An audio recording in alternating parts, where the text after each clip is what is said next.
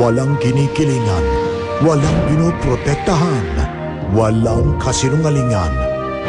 Serbisyong totoo lang. Wish ko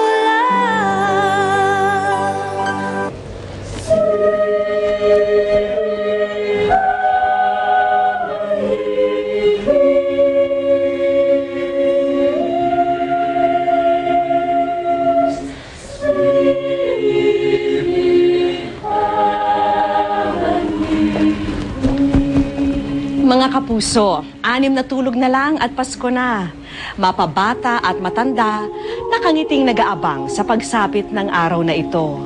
Pero hindi po lahat ng tao ay nagdiriwang ng Kapaskuhan. Dahil para sa iba, hindi raw espesyal ang araw na yon. Marahil katumbas lang nito ay lungkot sa buhay nila. Gaya ni Amalia na imbes na maging abala sa paghahanda ng Noche Buena, siya'y nagluluksa at bibisita na lang sa sementeryo dahil Pasko nang mamatay ang kanyang anak na si Daniel. Miss ko na talaga yung anak ko. Wala akong hinagad tuwing Pasko kundi kasama ko siya kahit saan ako magpunta. At ang kwento ng isang dating rebelde na ilang taon nang pinalilipas lang ang araw ng kapanganakan ni Jesus. Anya, ano pa ba ang silbi na magdiwang, lalo na kung ang mga mahal mo sa buhay ay hindi mo kapiling sa araw na yun? Katulad ko ngayon, magpapasko na naman. Siyempre, marami ka rin naalaala. Wala kang magagawa, nagsusulo ka lang dito.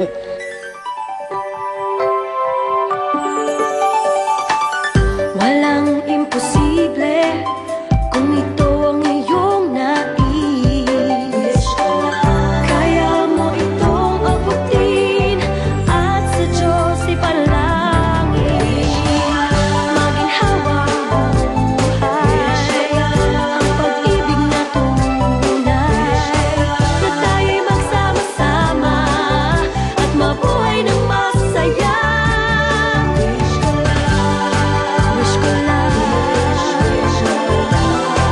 wish ko lang, wish ko lang. Sa isang Christmas party, masayang alaala ang madalas tumatatak. May kainan, sayawan, kantahan, palaro, at syempre ang palitan ng regalo. Pero sa sinapit ng batang si Daniel, imbis na kasiyahan, isang masaklap na insidente ang naganap. Pasko ang araw para magsaya at magsama-sama ang buong pamilya. Kung maraming naghihintay sa pagdating ng araw na ito, ibahin niyo si Amelia. Kung mapipigil lang daw sana niya ang araw ng Pasko. Sadyang malalim daw kasi ang mga iniwang sugat ng nakaraang Pasko kay Amelia. Dahil sa mismong araw ng paggunita sa kapanganakan ni Kristo, naganap ang trahedya sa pinakamamahal niyang anak na si Daniel. Sa ngayon, yung darating na Pasko, magiging malungkot kami. Dahil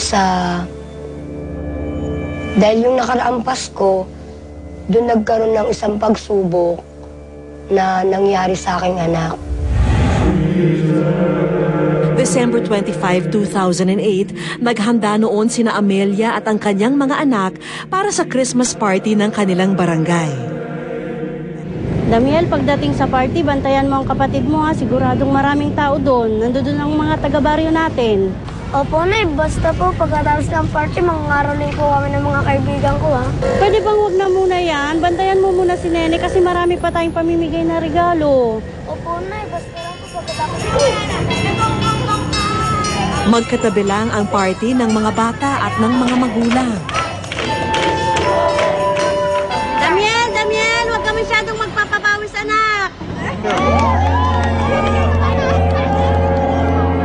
Ang kasiyahan ng araw na yun, sinira ng isang kaguluhan.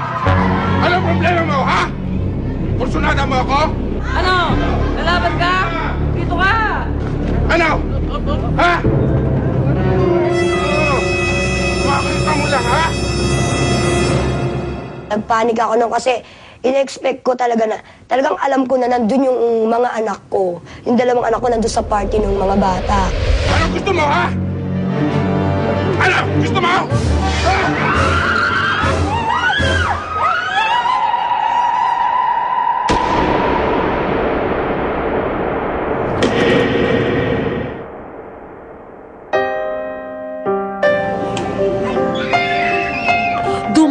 dugo sa dapat sanay masayang selebrasyon.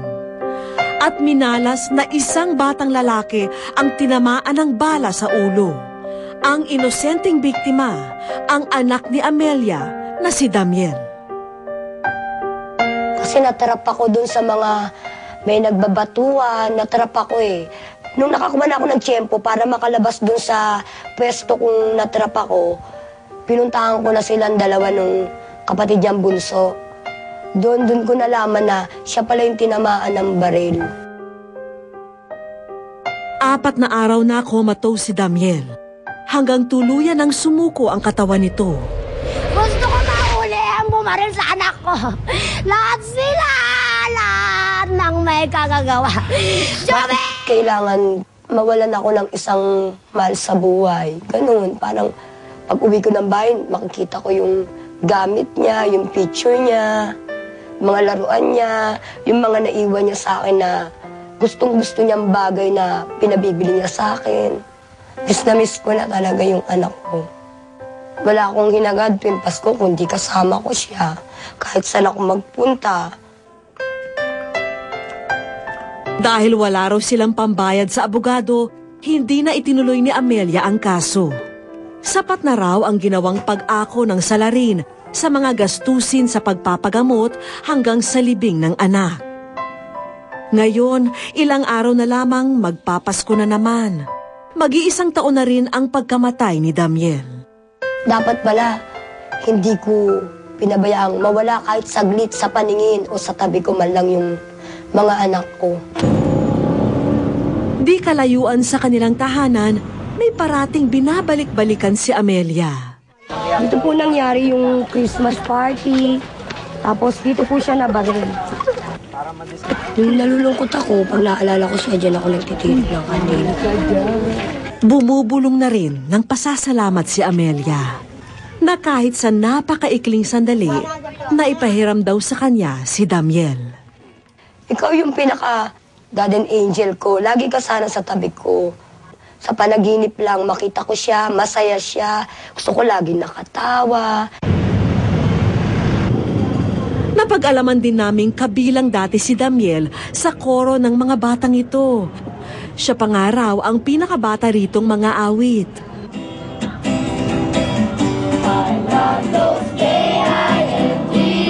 Mula raw nang nawala ang kanilang kaibigan, ramdam ng choir na ito na may kulang sa kanilang mga tinig. Nalulungkot po kami kasi po hindi na po namin kasama yung pinsan namin si Damiel. Dati po sesaya po namin kasama namin siya.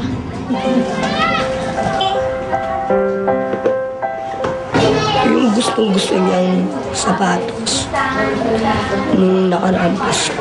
Ito rin yung suot niya nung mangyari sa kanya yung hindi dapat mangyari. Mula rin nang maganap ang trahedya sa pamilya ni Amelia, halos mangulila na rin siya sa 4 pang mga anak na sina Danwin, Daralyn, Gabriel at Carl. Bihira na niyang makita ang 4 pang mga supling na simulat sa pool ay nasa pangangalaga ng kanyang biyanan. Kaya binubuhos na lang daw ni Amelia ang kanyang panahon at atensyon sa 2 anak na naiwan sa kanyang pagkalinga. Ano, mahal na mahal ka pa rin namin kahit wala ka na.